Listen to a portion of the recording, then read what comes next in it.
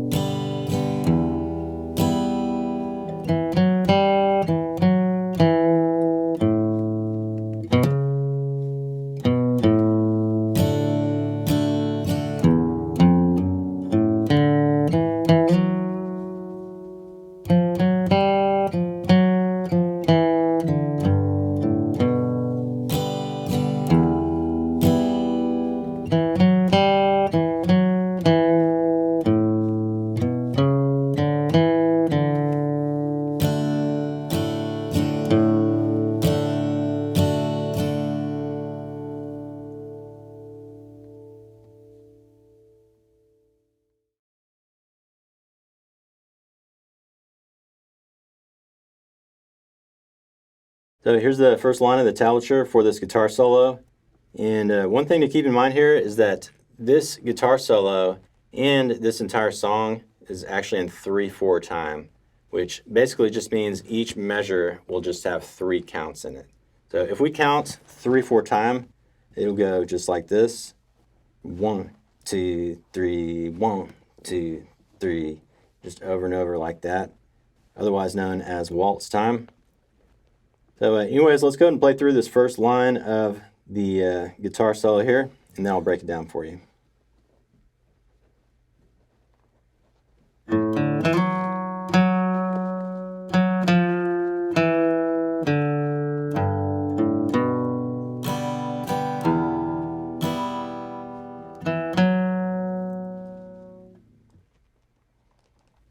Let's do that one more time.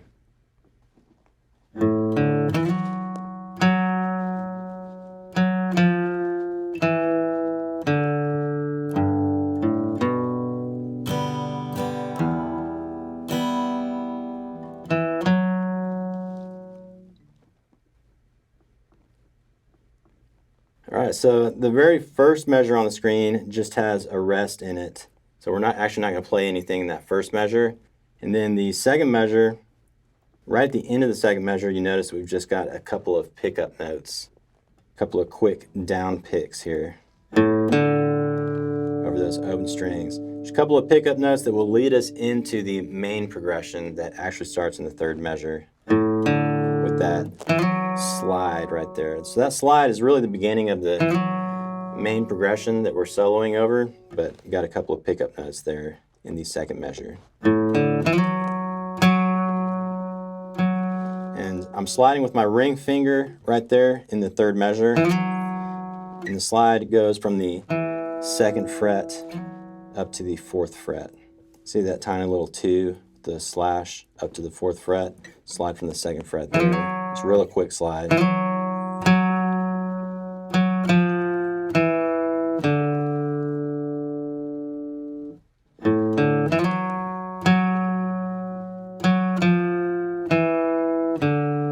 And just work down 1 fret at a time, basically.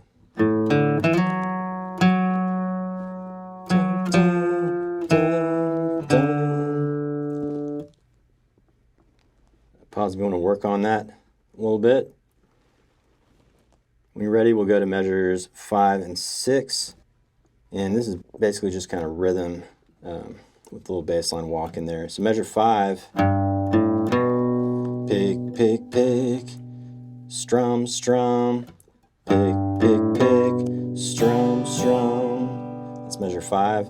And you notice that got that little bass line walk right at the beginning.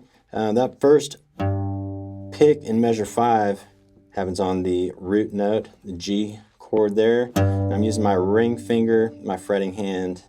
So pick, open, and then middle finger. You notice here that we're basically just working into the G chord shape with that bass line walk. So ring, open, middle, strum, strum. By the time you get to the strum, strum, you'll have your pinky planted on that high E string, that first string, G note there. So pick, strum, strum.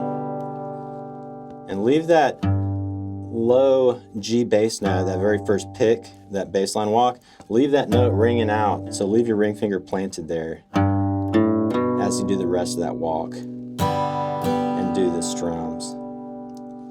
So that's measure 5. It's kind of tricky actually to let all the notes ring out nice and clean, but pause if you want to work on that. Measure 6 though, we're just doing a pick, strum over the E minor chord. Pick, strum, dun, dun. Then a couple of quick down picks right there. Go from the 2nd fret to the 4th fret. Dun, dun, dun, dun. He's going to lead us into the next measure. So those 2 quick down picks at the end of measure 6. Those are kind of pickup notes in a way that will lead us into the next part, into the next line. Right there. That makes sense. So anyways, let me play through this line one more time, nice and slow. Take a good listen, and then we'll move on to the next line of the tablature. So here we go.